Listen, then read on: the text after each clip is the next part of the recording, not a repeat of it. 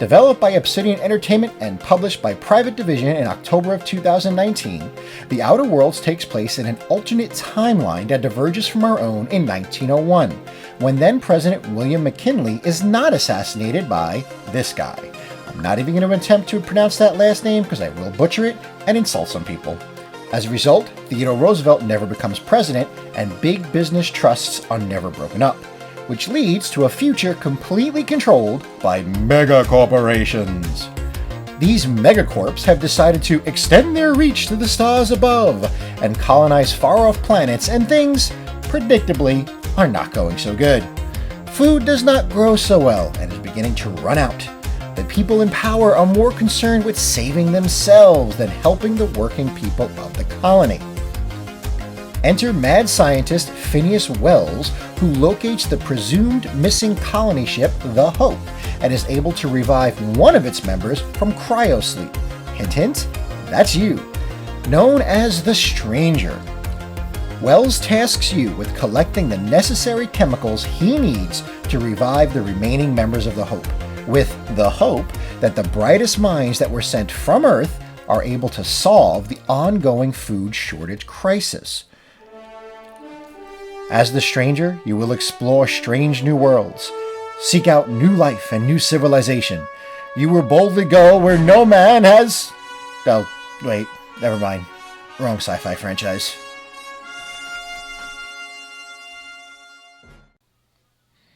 How you doing, fellow geeks? GamerDad79 here, and today we will be taking a look at The Outer Worlds. Now, fans of games like Fallout and The Elder Scrolls will feel right at home with this game, but that comparison will only go so far, as The Outer Worlds is so much more than just another Fallout clone.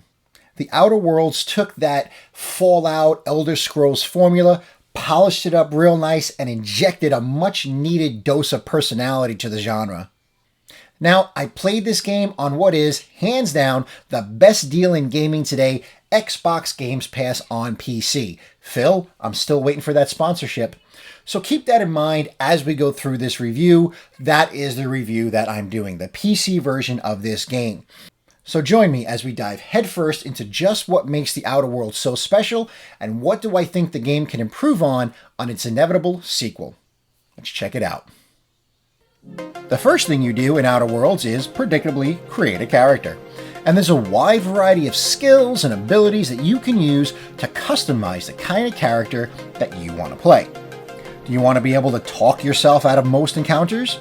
Feel free to spend some points on the dialogue tree. Do you want to sneak anywhere and steal everything? Put some of those points into stealth. And what about if you just want to be a complete badass with melee weapons and want to crush your enemies and see them driven before you? You just dump a whole bunch of points into melee and go to town. There are so many ways you can take your character, it's easy to lose yourself in the amount of options available. My advice to new players would be to try and think about what kind of a character you normally play in other RPGs. And just throw that out the window, because this game is going to throw you for a loop. By the time the game ended, I ended up with a very balanced type of character, but that ended up cutting off some of the really cool options towards the end of the game. Those options kind of require your skills to be really high in certain areas, but because I spread everything out evenly, I wasn't even able to come close to accessing those options. Gameplay is standard for this kind of game, but it is polished and easy to use. You have a slow down time ability that stems from a combination of your extended time in cryosleep and the chemicals that Dr. Wells used to revive you. The game calls this TTD, or Tactical Time Dilation. When you trigger TTD, you are able to target specific body parts of your enemies, causing different effects, like making them blind by shooting them in the face or crippling them by hitting them in the legs. There are a decent variety of weapons that can be modified even further to cause more damage, or even cause different kinds of damage, like plasma, shock, or corrosion. You also have different armor that you can add mods to as well, making it that everyone who plays this game can have a different experience. I really enjoyed the combat in The Outer Worlds. It kind of felt like a really solid first-person shooter with a bit of the Fallout's VATS system as well. The tactical time dilation worked really, really well, but I do wish there was a way to extend your time while in that mode because generally it felt too short to me. Now, there may be a way to extend your time in your tactical time dilation, but since I chose to balance out my skills and how I allocated them, my TTD ran out pretty quickly.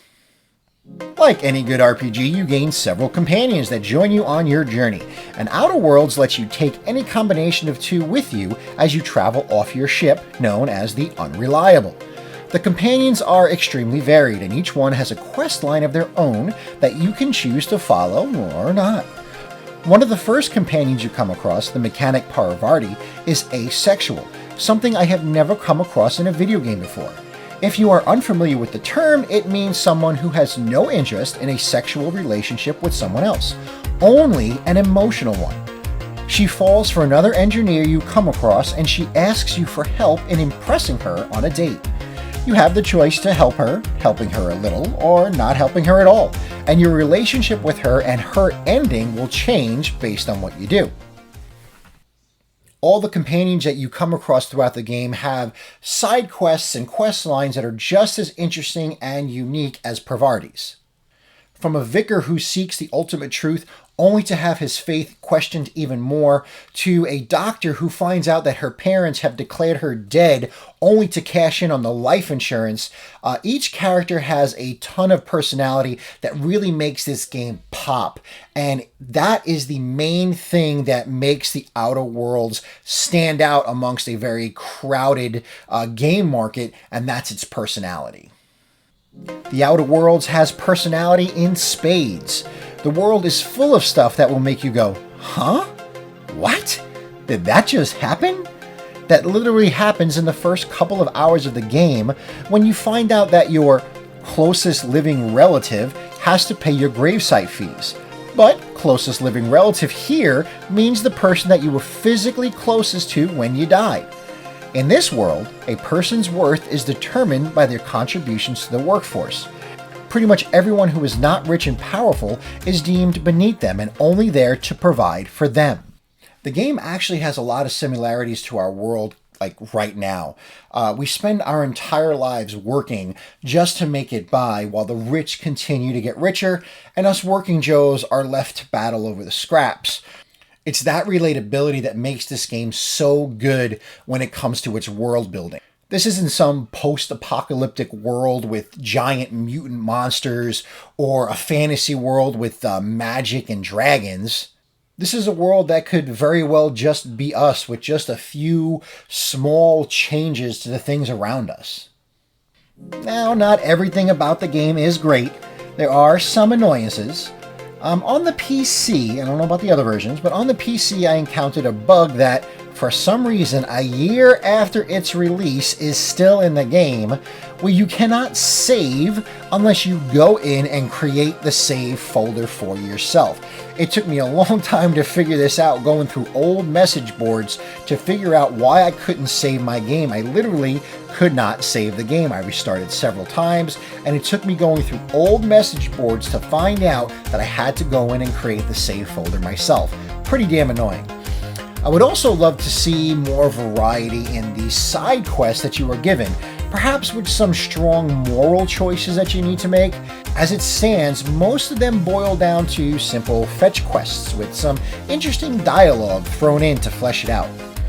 My last big gripe would be to see your choices have more of an effect on the world around you. With the exception of making one of the factions in the game hate me, therefore making it so that I couldn't even walk down the street without getting attacked, changing your standings with a faction has no in-game effect that I could see. It didn't even change your relationship with a warring faction if you were in good with their enemies. Nothing changed. It seemed to have no effect at all. With that, it would be nice if your actions throughout the game had an effect on the game's ending, because as it stands, nothing you do throughout the game makes a lick of difference in the final moments. You have 3 choices you can make, and each one leads to a different ending. Now, what you did with your relationship with your companions will affect their particular ending, but ultimately there's only 3 distinct endings to the game. For a game that has so much variety in its NPCs, it'd be nice to see variety in how the game plays out based on your actions while playing. Now, there were some people that complained about the length of the game, saying that it pales in comparisons to others in the genre. But for me, 12 to 35 hours, yeah, that seems like a big difference, but it kind of depends on how much or little of the side quests you choose to tackle. For me, that's respectable. That kind of fits my life right now. These 50 plus hour games are really hard for me to find the time for. So, as for the length of the Outer World, I had no issue with it. Final thoughts. The Outer Worlds is a game that will actually make you laugh out loud. There are some genuinely funny parts to the game. It has a lot of heart to it in the form of your companions and just what the colony is going through. You form an actual relationship with these people around you, and they have real personalities, not just ones that kind of feel made up for a video game. Unfortunately, if you were looking to take any of your relationships beyond friendship, you will have to look elsewhere, as the Outer Worlds does not have any kind of romance options to it. None of that bothers me none. The action is fun and engaging, but it is ultimately the story and relationships that you form that make this game stand out from the rest of the pack. There are a few minor annoyances throughout the game, but nothing that hinders your time with it. Alright, fellow geeks, that is it for today's video. I want to know if you've played The Outer Worlds and what you thought about it. Let me know in the comment section below, and let me know what you want to see in the inevitable sequel to The Outer Worlds. Alright, until next time, I am GamerDad79.